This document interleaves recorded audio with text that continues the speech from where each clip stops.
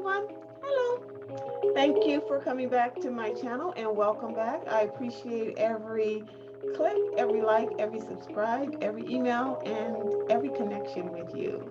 I am wanting to find ourselves on the topic of multitasking today for this particular video. And I'm one to talk right now because the topic is about how multitasking often finds us not finishing our task, and myself included. I mean, I always point my own self out. I believe in pointing yourself out.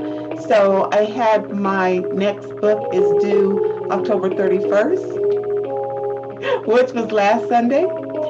And at this recording, it's this Sunday, November 7th. And if you're like me, you know, I look at numbers, and numbers have significance to me. So 11/7 today is actually it's fall back your clock, so I get an extra hour. 11/7, which is very lucky, 7/11, 11/7. And when I do miss my October book release due date, I slide it to November 25th. That's my go-to date, and that happens to be Thanksgiving this year, so I'll have it to y'all by then. But that's on the topic of multitasking. So, you know, the workplace has changed significantly since COVID. A lot of people don't even want to return to work. People are cautious about returning to work. There were already so many projects in the air for most of us at work. And the ability to multitask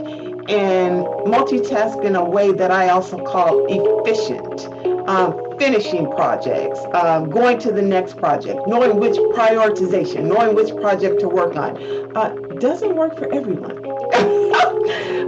And it can create a point of contention in the workplace. And so let's talk about multitasking. The whole concept of multitasking actually came about in, I want to say, the early 90s as a kind of a TQMS project, Total Quality Management System project, that we actually in America inherited or either learned or was trained on or somehow adopted from Japan. So it's a Japanese culture, work environment culture. So since it falls under the umbrella of workers and how we go about work, of course, it falls on my plate. So the whole concept of multitask is not that you do a million things, but that you do many things efficiently. You do many things effectively. You do many things completely.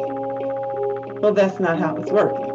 And so as a result of that, many people have shortcomings when it comes to multitasking. They end up getting burned out. They end up having incomplete projects. They end up being on more teams than they should have been on.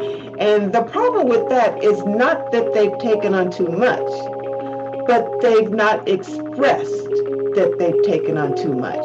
So the silence, there we go again, the silence and the inability to use our voices, to use our throat chakra to say to another person, it's not even confrontational. It's not an issue, but to just say, I have too much on my plate. And I believe, I don't know, but I believe a lot of times that we don't say that is that we don't want to come across unable to finish the task. Jack's doing it, John's doing it, Susie's doing it. Why can't I do it, kind of thing. But it comes up many times in leadership meetings and leadership conversations about the shortcoming of that person not finishing their task, but not the issue that that person has too many tasks to finish in the first place. So I am empowering us to simply say that I think three is the maximum of major projects any one of us should work on. We're human. Because as you're working on three projects, you also have emails, you also have guests coming to see you, you also have appointments, you also have your day-to-day, you know, activities, tasks, responsibilities to do. And I was a proponent of multitasking because I've always been a person that I've been involved with many, many things at one time. When I was in school, I was involved with many, many things. When I was in college, I was working full time and going to school full time. So my energy carries a boatload, and that's okay, but not most people do. But for me, now I'm speaking about me and my way about going work, I will let a person know when I can't do that softly, kindly, and catch you next time.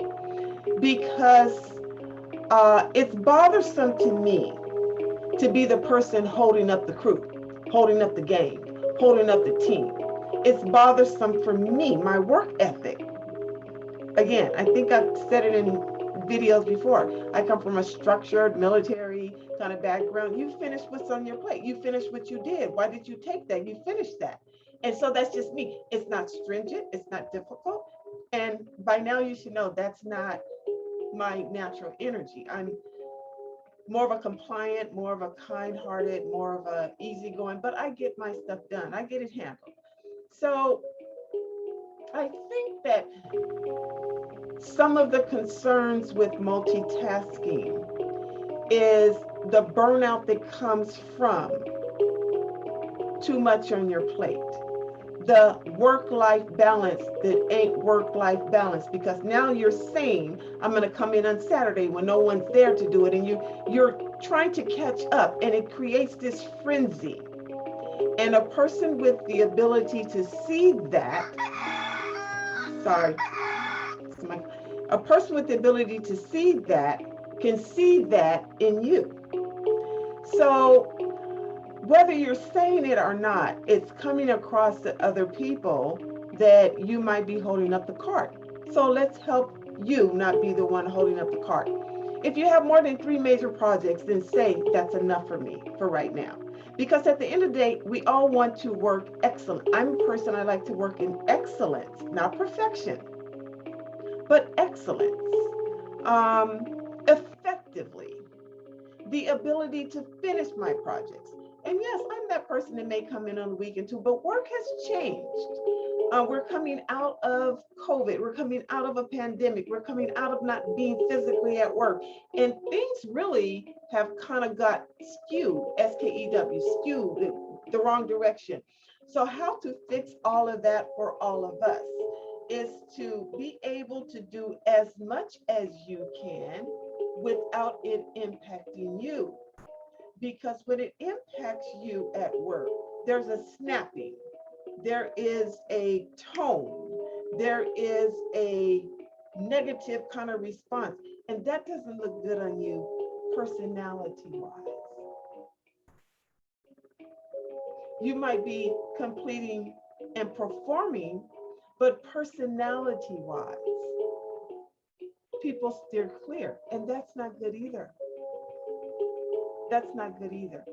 So as we go about multitasking, a good multitasker also knows how to prioritize something. Which of these are the most important? Which of these are the most critical? And if I don't know, ask my boss, ask your boss. Okay, I'm on project A, project B, project C. I have my day-to-day activities. They want me on a new team. What is your direction? How would you help prioritize that? Is there anything I can take off of my plate? And say that, because I think, now this is coming from my field, I think the reason we don't say that is because we don't want to come across as unable to finish it. We don't want to come across as this is a part of my job and I can't finish it, but everybody else is finishing it and they do it, so it's something on me. But what comes across when you don't say that is how overwhelmed you appear, how stressed out you come across, how late the projects are, how inaccurate the reports are. All of that comes from this french. It comes from that. Don't do it. Don't do it. It's not necessary.